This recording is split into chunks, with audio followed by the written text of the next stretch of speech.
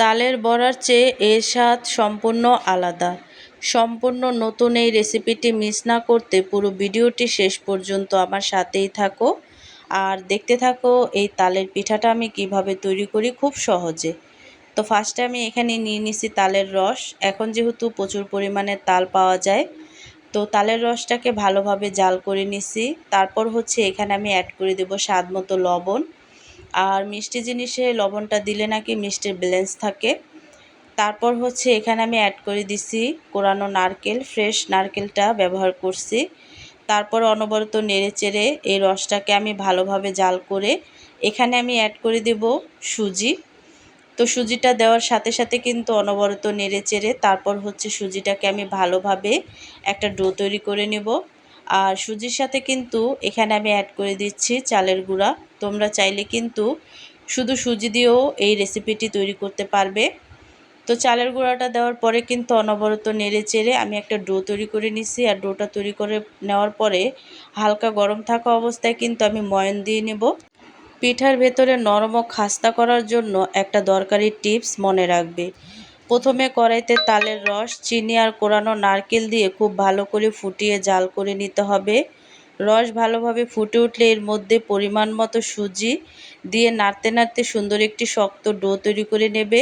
সুজি কিন্তু একবার সব দেবে না, অল্প অল্প করে মিশিয়ে ডো বানালে ডো বেশি শক্ত বা পাতলা হবে না, একদম পারফেক্ট হবে। তো সবগুলোকে ভালোভাবে ডো তৈরি করে আমি অনেকগুলো লিচি কেটে নিছি। আর লিচিটা কাটার পরে কিন্তু আমি ভালোভাবে লম্বালম্বি করে অনেকগুলো দড়ির মতো করে তৈরি করে নেব। তো দেখো, সেমাই পিঠাটা তৈরি করার জন্য ফার্স্টে এমন দড়ির মতো করতে হয়, এটা সবাই জানো। তো আমি এমন দড়ির মতো করে তারপর হচ্ছে একটা কেচি নিয়ে নিছি। আর কেচির সাহায্যে কিন্তু ছোট ছোট টুকরো করে নেব। এতে দেখা গেছে পিঠাটি তৈরি করতে আমার অনেক সহজ হবে।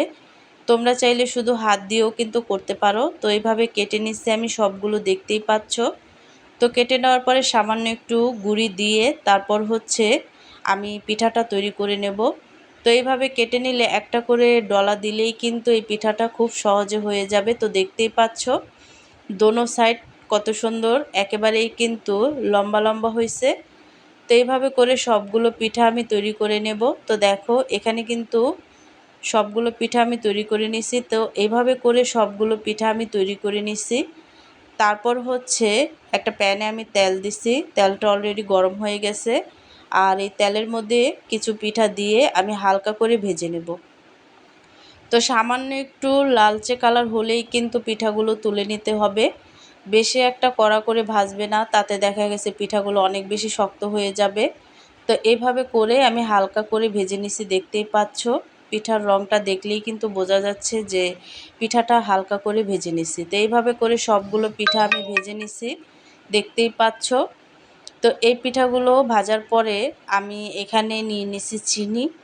তো চিনিটাকে আমি শিরা করে নেব। তো এখানে আমি পরিমাণ মতো চিনি নিয়ে নিছি আর এখানে অ্যাড করে দেব পানি। তো পানিটা দেওয়ার পরে কিন্তু অনবরত নেড়েচেড়ে একটা শিরা তৈরি করে নেব। তো হাই গাইস, আসসালামু আলাইকুম, welcome back to my channel. কেমন আছো তোমরা সবাই? আশা করছি ভালো আছো। আল্লাহর রহমতে আমি অনেক ভালো আছি। তো গাইস, ভিডিওটি ফার্স্ট থেকে লাস্ট পর্যন্ত দেখতে থাকো, আশা করছি ভালো লাগবে। আর ভালো লাগলে প্লিজ একটি লাইক আর একটি সাবস্ক্রাইব করে পাশে থাকবে। তো শিরাটা ফুটে ওঠার পরে কিন্তু এখানে আমি যে তালের পিঠাগুলোকে হালকা করে ভেজে রাখছিলাম সেগুলো দিয়ে কিন্তু অনবরত নেড়েচেড়ে নেব। আর অনবরত নাড়তে নাড়তে দেখবে অনেকটা রসালো রসালো ভাব রয়েছে, আর কি জুসি জুসি ভাব। তো সেই পর্যায়ে এসে এভাবে করে উল্টিয়ে পাল্টিয়ে ভালোভাবে নেড়েচেড়ে দিতে হবে, যাতে একটার গায়ে একটা পিঠা না লাগে। তো দেখো পিঠাটা কিন্তু অনেকটাই রসালো হয়েছে আর একেবারেই কিন্তু চিনির শিরাটা হালকা হালকা শুকিয়ে গেছে আর হালকা হালকা জুসি টাইপের আছে। তারপর হচ্ছে পিঠাটা হয়ে যাওয়ার পরে আমি একটা পাত্রে ভালোভাবে বেড়ে নেব আর কি ভালোভাবে পরিবেশন করে নেব। তারপর হচ্ছে আমি পরিবেশন করে নিয়েছি, দেখতেই পাচ্ছ। তো তৈরি হয়ে গেল কত সহজভাবে এই নতুন ধরনের রেসিপি। দেখলে তো কত সহজে তৈরি হয়ে গেল তালের সুস্বাদু সেমাই পিঠা। এবার তালের মৌসুমে তালের বড়া বদলে ঘরে বানিয়ে ফেলুন এই আমৃত স্বাদের পিঠা। সুজির ডো হালকা গরম থাকা অবস্থাতে সামান্য তেল বা ঘি দিয়ে খুব সুন্দর করে ময়ান দিয়ে নেবে, এতে ডো সফট হবে আর সেমাই পিঠা বানানোর সময় একটুও ফেটে যাবে না। পিঠাগুলো বানিয়ে নেওয়ার পরে তেলে একদম ডুবিয়ে কড়া ভাজা করবে না, হালকা করে উল্টিয়ে পাল্টিয়ে ভেজে তুলবে। এরপর গরম চিনির শিরায় পিঠাগুলো ছেড়ে কিছুক্ষণ মিশিয়ে নিলেই ভেতরের রস ঢুকে পিঠাগুলো তুলতুলে নরম ও রসালো হয়ে যাবে। আর আমি উপরে কিছু নারকেল কোরানো দিয়ে দিছি, এতে দেখা গেছে পিঠাগুলো খেতেও ভালো লাগবে এবং দেখতে অনেক বেশি লোভনীয় লাগছে। তো এইভাবে করেই তালের সিজনে কিন্তু তোমরা এই পিঠাটা তৈরি করে খেয়ে দেখবে, খেতে কিন্তু দুর্দান্ত লাগে।